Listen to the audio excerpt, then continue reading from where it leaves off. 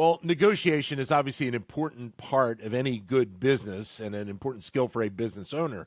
In many cases, strong negotiation skills can be the difference between success and failure. But with all the conversation around tariffs being instituted by the White House right now, it brings forward the question of what tactics are being used in this process of trying to deliver tariffs. Richard Schill is a professor of business ethics and legal studies and management here at the Wharton School, and he joins me right now. Richard, great to talk to you again. How are you, sir? I'm fine, Dan. Thanks for having me. Thank you. You know, one of the things I saw, and you had written about this in a paper a while back, but you mentioned the fact that negotiation is tied to leverage, and maybe even more so within what President Trump is trying to bring forward. Explain that a little bit to us. Sure. Leverage is a concept in negotiation that's sort of the number one situational variable. And that is, as between the parties at the table, who thinks they have the most or least to lose from a deal not happening. And so the measurement of that is always relative.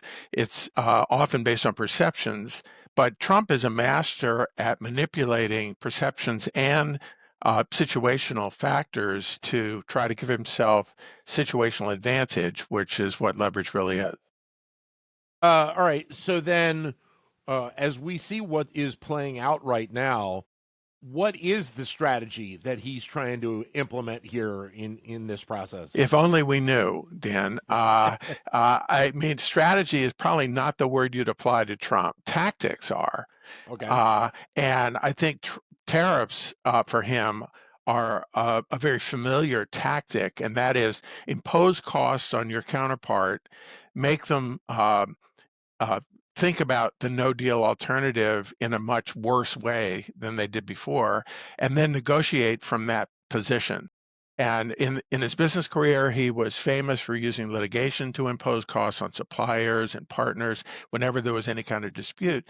And I think what he's discovered in this administration, he toyed with it in his first administration, is that tariffs are a wonderful way to shift the balance of perceptions, and that, come to the table, we've got all this consumer power, we're going to impose tariffs on all your goods, basically deny our market to your goods, and then we'll talk to you. Of course, tariffs are different than litigation because tariffs affect the domestic consumer and hurt them as well as foreign producers. But I think we'll see. It's only been 100 days. I think his gamble is that the tariffs won't bite the consumer as quickly as they will the foreign producers, and that'll bring them to the table. How then potentially could the concept, I guess the larger concept of litigation, play into the mix moving forward here? Well, Trump was famous for suing before talking all the way through his business career, but he was also very, very commonly settling at the end. So his goal in litigation was not to go to trial. His goal was always to use it as a lever and then extract advantage from the costs involved.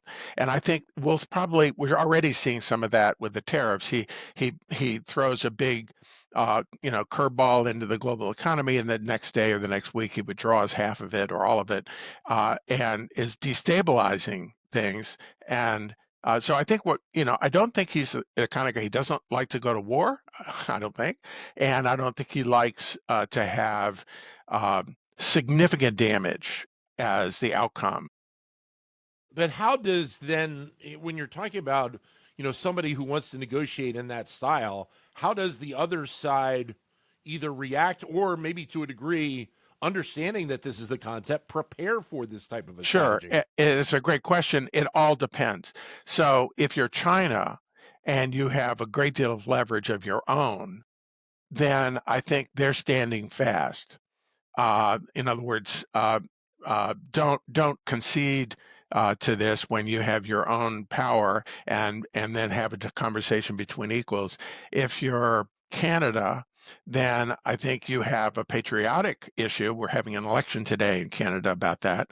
But I think you're going to see a lot more interest in, issue by issue, product by product kind of negotiations over these as the posturing piece ends and the transactional piece starts. And one of the other things I saw that you wrote, and it's an important component here, is the fact that in many cases, with these negotiations that President Trump may be involved with or is around, he's not necessarily the point person in the Oh no, that's negotiations. his style is very defined in that way. He throws the whole system into disequilibrium, and then he's got a set of negotiators he's always worked with throughout his business career and now that go out. In this case, he had Musk, as and Musk people going into the federal bureaucracy to implement things. He's got his Treasury Secretary, he's got his Secretary of State, others that are out there negotiating sort of day to day, and then coming back. That leaves him with the role of being the great settler, the great deal maker, and it's often the case that he wants his negotiators to be more aggressive, as aggressive as possible, so that he can be the one who goes, well, let's settle this, and that makes him look like the guy who won. So, how different is President Trump as a negotiator through this process than, say, 1980s Donald Trump as a real estate person? I don't think there's a great deal of difference. I mean, his style has been marked from the very beginning of his business career as having these features: an astute use of leverage, a very proactive way of managing perceptions of the cost of no deal and imposing them on the other side, and walking out lots of termination of negotiations, lots of bluster, and then a lot of aggressive negotiators working for him that he then mops up after. Is it a good process then to follow in terms of the idea of negotiation? Well, it's a transactional style of negotiation that cares zero for relationships. It's nothing that we teach at the Wharton School. It's nothing that's taught in most law schools or international diplomacy schools, but it is a style. And it's very defined. He's branded it essentially with his book, The Art of the Deal, and with his behavior. And so it is effective to the extent that it requires others to adjust to him. But it is ineffective to the extent that long-term relationships and information exchange and creative deal making, creating value, are part of the story, because people will not trust him, and they shouldn't. Richard, great to talk to you again. Thanks very much. All right, Dan, take care. Richard Schell, who is a professor of business ethics and legal studies and management at the Wharton School.